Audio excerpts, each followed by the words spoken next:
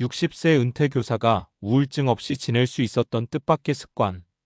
드디어 은퇴다 하고 마음속으로 외쳤지만 막상 하루하루가 시작되니 허전하고 심심하고 때로는 삶이 무너진 느낌이 들 때가 있습니다.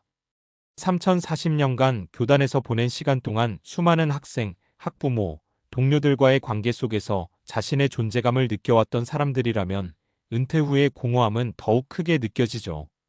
하지만 여기 60세에 은퇴한 한 교사가 있었습니다. 그는 은퇴 후에도 우울증 한 번 없이 하루하루를 활기차게 보내고 있습니다. 그런데 그 비결이 놀랍게도 대단한 계획이나 특별한 재테크가 아니라 아주 사소하지만 일상 속에서 지켜온 습관에서 비롯되었다는 사실 궁금하지 않으신가요?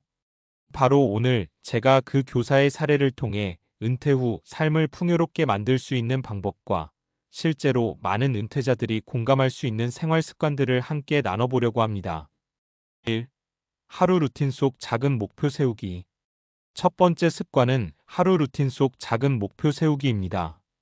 은퇴 전에는 학교에서 해야 할 일이 많아 하루가 쏜살같이 지나갔지만 은퇴 후에는 시간이 넘치다 보니 오히려 허무감이 커집니다. 이때 중요한 것이 작은 목표입니다.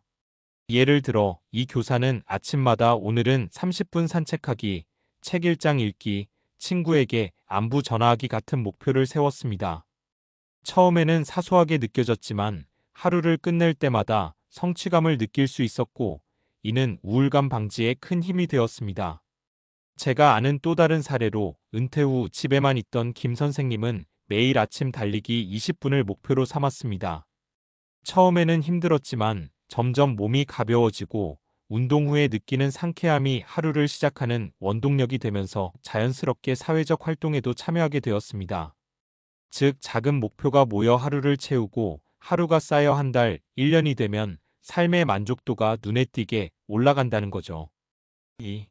새로운 관심사 혹은 취미에 몰입하기. 두 번째 습관은 새로운 관심사 혹은 취미에 몰입하기입니다. 오랜 시간 교사로 살아온 분들은 학생들과의 상호작용과 수업 준비, 평가 등으로 정신이 바쁘다 보니 정작 자기 자신을 위한 취미를 챙길 시간이 없었습니다.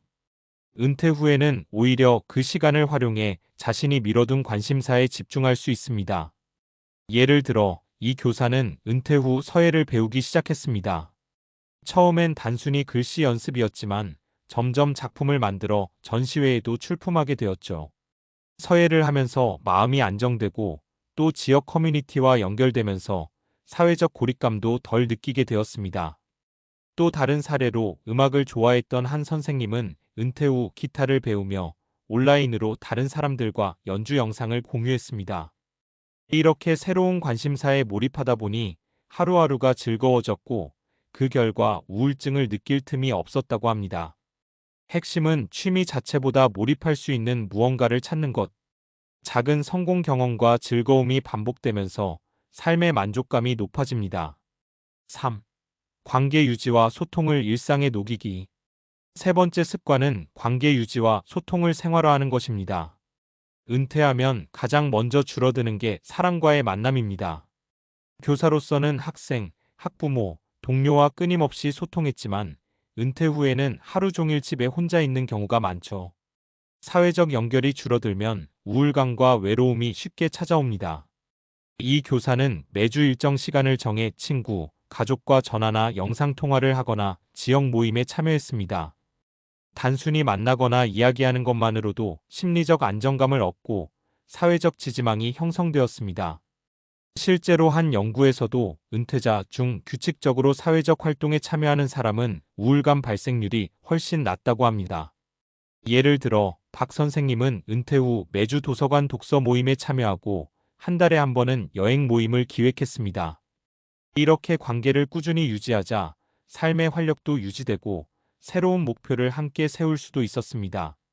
즉, 우울증 없는 은퇴 생활의 핵심은 혼자가 아니라 관계 속에 나를 녹이는 것이라는 점을 보여주는 사례입니다. 결론, 사소한 습관이 만드는 은퇴 후 삶의 질. 이렇게 하루 루틴 속 작은 목표, 새로운 관심사에 몰입, 그리고 관계 유지와 소통이라는 세 가지 습관만으로도 은퇴 후 삶이 달라질 수 있습니다. 대단한 재능이나 부자가 되는 계획이 아니라 일상 속에서 작은 성취와 즐거움, 사랑과의 연결을 놓치지 않는 것이 핵심입니다. 60세에 은퇴한 이 교사의 사례는 우리에게 묵직한 메시지를 줍니다. 작은 습관이 모여 삶에 큰 만족을 만든다. 오늘부터 작은 목표 하나를 정하고 관심사에 몰입하며 누군가에게 안부를 전하는 것. 은퇴 후에 하루하루가 그렇게 쌓이면 우울함 없이도 풍요로운 삶을 누릴 수 있습니다. 마지막으로 한 가지 팁을 드리자면 이런 습관은 무리하지 않고 즐겁게 규칙적으로 하는 것이 중요합니다. 하루아침에 모든 걸 바꾸려 하기보다는 오늘 하루 작은 목표 하나, 간단한 취미 활동 하나, 짧은 대화 하나부터 시작해 보세요. 그 사소한 시작이 은퇴 후 삶을 건강하고 행복하게 만드는 큰 힘이 됩니다. 앞서 소개한 은퇴 후 습관과 사례에서 자연스럽게 이어갈 수 있는 주제로 논리적 근거와 과학적 지식을 활용하면 뇌 건강과 신체 건강 그리고 행복 호르몬의 관계를 연결하는 부분이 적절합니다. 은퇴 후 우울증을 예방하는 습관이 단순한 생활 팁이 아니라 뇌와 몸의 과학적 메커니즘과도 연결된다는 점을 강조하면 설득력이 커집니다. 아래처럼 이어갈 수 있습니다. 뇌와 몸이 함께 움직일 때 은퇴 후 우울감은 멀어진다. 앞서 말씀드린 작은 목표 설정, 새로운 취미 몰입, 관계 유지라는 습관은 단순히 하루를 채우는 활동이 아니라 뇌와 신체의 과학적 메커니즘과 깊은 관련이 있습니다. 첫째, 신체 활동과 뇌 건강입니다. 산책, 운동, 가벼운 체조 등은 뇌의 신경가소성의 니와 로피엘ASTICITY를 촉진합니다. 신경가소성이란 뇌가 새로운 경험과 학습을 통해 스스로를 재구성하는 능력을 말합니다. 이 연구에 따르면 규칙적인 운동은 우울증을 예방하고 뇌의 기억과 집중력을 담당하는 해마히포캠퍼스를 보호한다고 합니다. 즉 하루 30분의 산책이나 가벼운 운동은 단순한 체력 관리가 아니라 뇌를 젊게 유지하는 치료적 활동이 되는 것이죠. 둘째, 몰입 활동과 도파민 분비입니다. 새로운 취미나 관심사에 몰입하면 뇌에서 행복 호르몬인 도파민 다퍼마인이 분비됩니다. 도파민은 보상 호르몬으로 알려져 있으며 우리가 목표를 달성하거나 즐거운 경험을 할 때 활발히 분비됩니다. 예를 들어 서예나 음악, 그림 같은 취미는 단순히 시간을 보내는 활동이 아니라 도파민 회로를 자극해 긍정적인 감정을 강화하고 우울감과 무기력감을 줄여주는 역할을 합니다. 셋째, 사회적 연결과 옥시토신의 힘입니다. 친구, 가족, 지역 모임과의 정기적 소통은 단순한 사회적 활동을 넘어 옥시토시나크서토선이라는 호르몬 분비를 촉진합니다.